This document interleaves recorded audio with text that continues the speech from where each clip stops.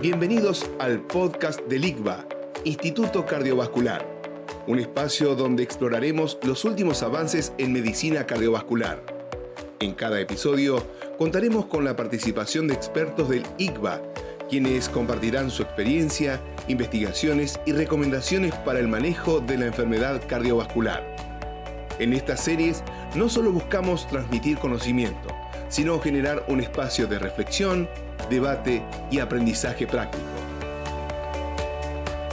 Bienvenidos al podcast del ICVA, Instituto Cardiovascular. Soy Alberto Alves Lima, director médico del ICVA, tratando de profundizar este canal de comunicación con nuestros colegas, brindando la última información, ya sea en tratamiento, en diagnóstico, en enfermedades cardiovasculares. Un poco compartir inclusive nuestra forma de hacer medicina cardiovascular. El tema de hoy, que tengo el placer de charlar, es un temazo que tiene que ver con angioplastías de tronco y múltiples vasos, y vamos a hablar de stents y espacios para hacer este tipo de procedimientos, imágenes que se necesitan para hacer esto que tenga unos muy buenos resultados. Y para este tema tengo un gusto enorme de compartir con alguien que comparto el trabajo ya hace muchísimos años, que es el doctor Fernando Cura. Fernando es el director de Cardiología Intervencionista y Terapéuticas del Instituto Cardiovascular de Buenos Aires.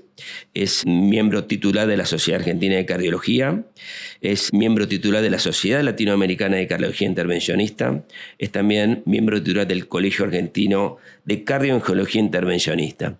Aparte, por supuesto, de ser médico cardiólogo, desarrolló toda su expertise en cardiología intervencionista en la Cleveland Clinic, que para el Instituto Cardiovascular la Cleveland Clinic es como nuestro segundo hogar, no es nuestra meta, donde miramos. Ahí hizo todo el fellowship de cardiología intervencionista, sea coronaria, pero también vascular. Y también ha tenido un periodo de formación en un programa de valvuloplastia mitral percutánea en el Instituto Meta en la India. Así que desde el punto de vista académico también su desarrollo ha sido súper extenso.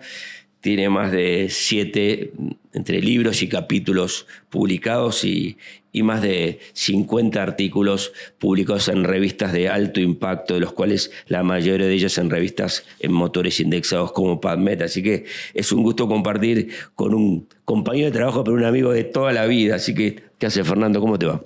Muy bien, Alberto, gracias por este espacio. Me parece una muy buena oportunidad de la actualidad de lo que es la angioplastia en estos escenarios más complejos, ¿no? Angioplastia de tronco y múltiples vasos. Venís haciendo un camino y ya sos parte, venís viendo la historia, el desarrollo de todo esto, de aquellos primeras angioplastías. ¿Qué fuimos aprendiendo con los años con respecto a este procedimiento y en particular con esto de la angioplastía de tronco y múltiples vasos? Mira, la angioplastia ha ido creciendo en forma exponencial. Justo estos días miraba un poco los gráficos de crecimiento. Hace 10 años nosotros hacíamos 1/3 de angioplastias de lo que hacemos hoy, o sea que se triplicó el número. ¿Y por qué? Porque la eficacia fue aumentando, la seguridad de la práctica fue aumentando. En la medida que fuimos seleccionando bien a los pacientes, fue avanzando la tecnología de imágenes angiográficas por ultrasonido, poder seleccionar qué lesión tratar, y todo el avance de los stents hace que hoy un paciente con una enfermedad de tronco pueda hacerse una angioplastia e irse a su casa el mismo día. O sea que mucho ha avanzado en este terreno. Tremendo, y eso sobre todo el mismo día es un tema que vos lo venís llevándose hace rato. Pero hablemos un poco del tema técnico, ¿no? ¿Por qué ahora podemos hacer angioplastías de tronco con este nivel de seguridad? ¿En qué te parece que ha ido cambiando las cosas? Mira, en la medida que todo el campo nuestro fue mejorando, se fueron haciendo ensayos clínicos. Los ensayos clínicos tienen 20 años de desarrollo. Pero vos pensás que los primeros estudios de investigación mostraban angioplastia con balón a múltiples vasos, comparado con cirugía. Luego vino el avance con el uso de stents, pero los stents desnudos, sin droga, se ocluían nuevamente. Entonces, como que siempre la angioplastia no tenía el resultado al nivel de la cirugía. A partir de los ensayos clínicos utilizando stents farmacológicos, ahí ya empieza la eficacia a mejorar y empieza a la seguridad a mejorar. Y entonces de esa manera los ensayos clínicos últimos, de los últimos, diría, 10 años, fueron favoreciendo la angioplastia en la mayoría de los escenarios, excepto en algunas condiciones. Por ejemplo, en pacientes que tienen diabetes, que son pacientes que muchas veces nos inclinamos hacia cirugía, o en pacientes que tienen una extensión de la enfermedad coronaria tal que llenarlo de stents no termina siendo una solución. Entonces, eso es en la clasificación de Syntax, nos lo divide en 3 grupos, y el Syntax muy elevado son pacientes que tienen tanta extensión que son pacientes que conviene pensar en cirugía.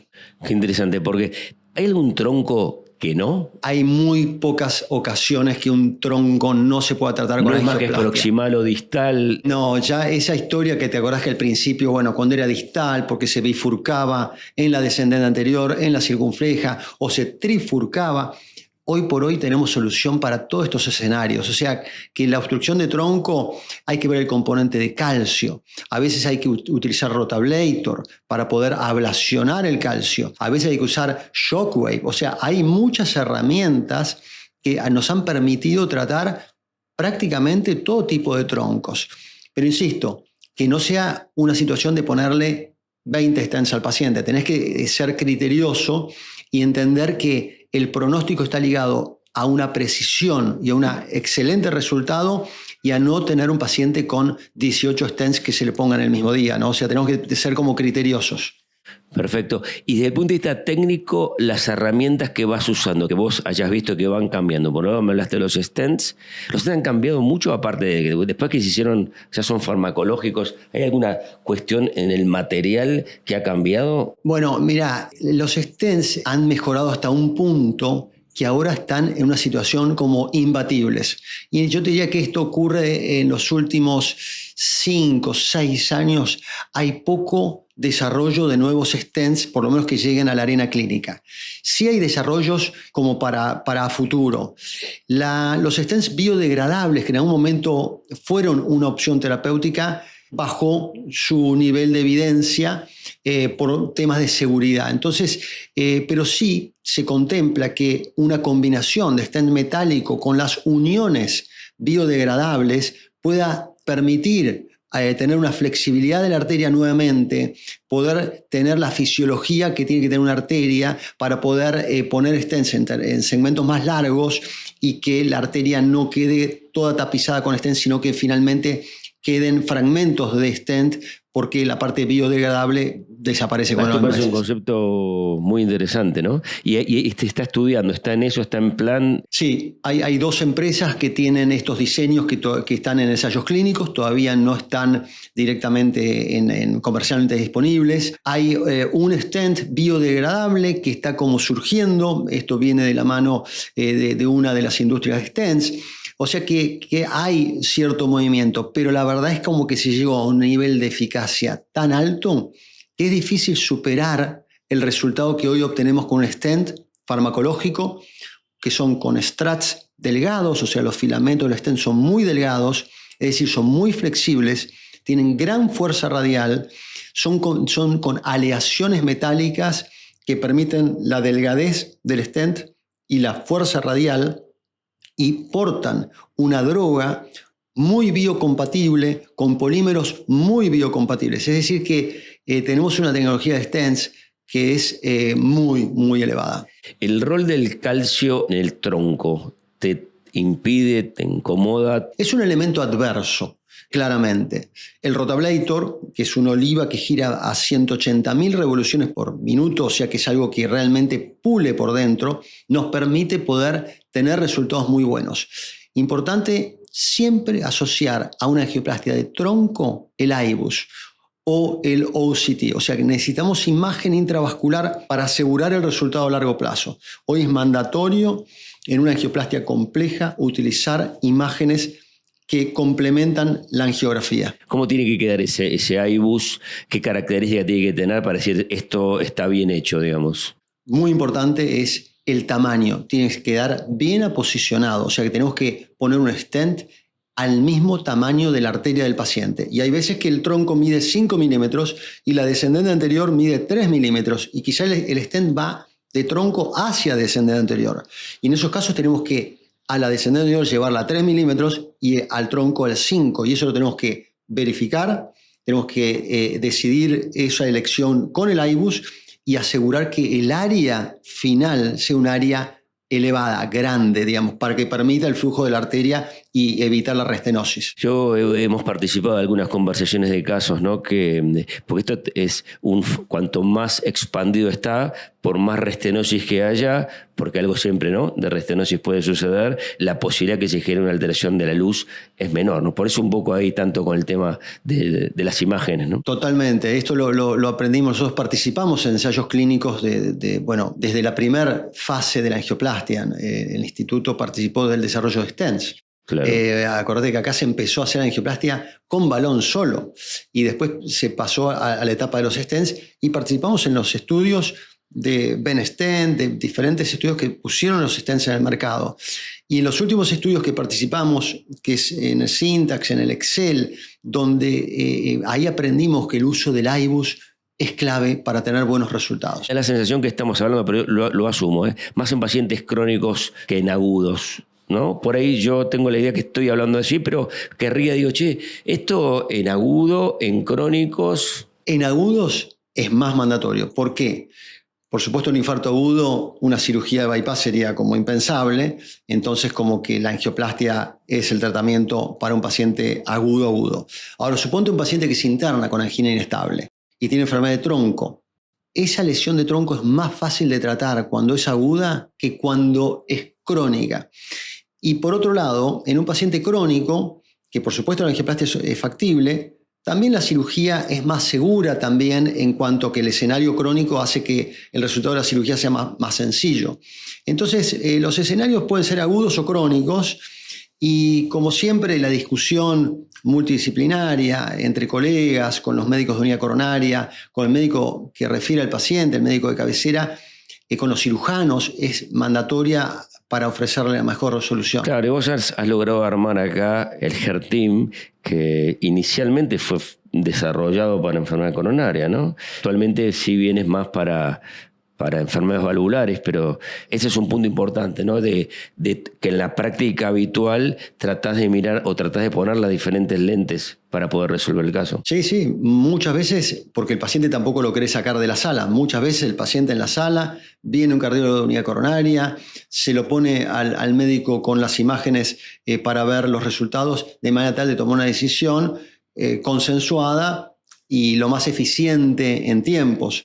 Así que sí. Yo creo que ese espacio es tan importante, ¿no? Porque así como dijiste, es una mirada de los expertos, los que hacen imágenes, los cirujanos, los hemodinamistas, pero también el médico que refiere a su paciente, si hay 2 o 3 criterios que le resulte de valor cuando elige una institución, tiene que ver que lo hagan participar de la discusión y como que eso es muy importante, pues bueno, de hecho esa persona está todo el tiempo, es lo que hizo toda la previa del seguimiento en ese caso, ¿no? Y esto es un manejo longitudinal, donde nosotros participamos en una sección que es la angioplastia o la intervención, pero el paciente viene seguido desde antes con un médico y lo va a seguir en el tiempo.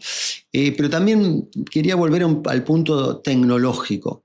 Bien. La tecnología también de cuerdas coronarias. Las oclusiones totales crónicas, que antes eran un territorio impensado para la angioplastia, hoy por hoy, a través de, por supuesto, mucho entrenamiento, y acá lo tenemos a Lucio, que está recontraentrenado en oclusiones totales crónicas, y mucho material, muchas cuerdas, balones diferentes, microcatéteres, balones que nos permiten ir a muy alta presión. O sea, hay una popurrí, un armamentario, digamos, fármaco invasivo que nos permite darle la mejor solución al paciente. Hablamos de agudos y hablamos de crónicos y después que hicimos los procedimientos, ¿hay alguna novedad en cuanto a los tiempos de antiagregación plaquetaria? Los tiempos se han ido reduciendo. Mira. En la medida que los stents han sido más biocompatibles y el posicionamiento de los stents se ha perfeccionado, hemos podido reducir. O sea que hoy un paciente que tiene un alto riesgo hemorrágico puede recibir el doble esquema antiplaquetario durante solamente un periodo de un mes. En particular en crónico, ¿no? El otro de las guías que en agudos mantenía... Es discutible, Es discutible. Discutible porque hay ensayos clínicos que de hecho también nosotros participamos donde había muchos pacientes con infarto agudo, con angina inestable, que también entraban en ese protocolo, siempre y cuando el paciente sea de alto riesgo hemorrágico. Pero alto riesgo hemorrágico hoy representa a un 40% de los pacientes que ingresan a la sala de cateterismo. No, es un tema importante porque para el clínico el tema de los tiempos es importante porque, bueno, creo que un poco es probable también que todo esto que estamos conversando tiene que ver cómo haya quedado el resultado final, ¿no? ¿Cuál es el diámetro final? Pues la chance de tener una oclusión aguda o algún inconveniente vinculado a la agregación tiene que ver cómo se ha hecho, ¿no? Y utilizando por ahí esta tecnología que me estás hablando. Me hablabas también de la tecnología de las cuerdas, de los catéteres, de las imágenes, pero también es el tema del espacio, ¿no? Y la posibilidad que el paciente se vaya. Como que al hospital hay que venir muy rápido y hay que irse muy rápido.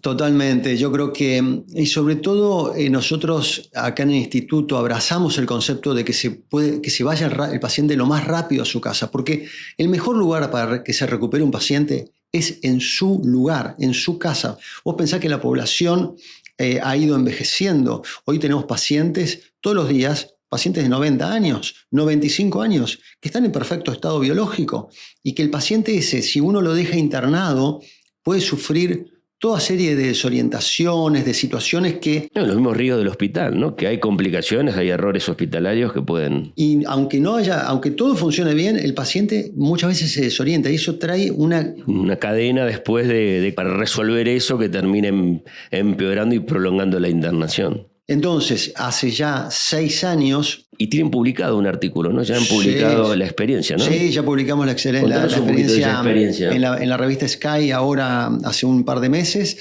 Ya llevamos 6 años del Radial Lounge. ¿Cuántos pacientes tienen incluidos? En el estudio fueron 3.000 y pico de pacientes, 3.000 y pico. Pero ya deben superar los 4.000 pacientes coronarios, ¿no? Angioplastiados, en un espacio que se llama Radial Lounge. O sea, la palabra radial evoca al acceso por muñeca, que puede ser radial distal, radial proximal o cubital. O sea, tenemos 3 accesos por muñeca de cada mano. Es decir, tenemos múltiples formas de evitar el acceso femoral. Y de esa manera, el paciente puede entrar con su propia vestimenta a la sala de cateterismo. Eso es muy innovador, ¿no? Y eso le da una dignidad al paciente de poder estar como está en su casa. O sea, que el paciente, cuando se tiene que sacar la ropa, pierde cierta dignidad, se le da pudor, pensar que hay mucha gente mayor. Entonces, el acceso radial permite que esté con su ropa, en un espacio confortable, con sillones, que no tiene la sensación hospitalaria, pero tiene todos los parámetros de seguridad que tiene cualquier lugar del hospital.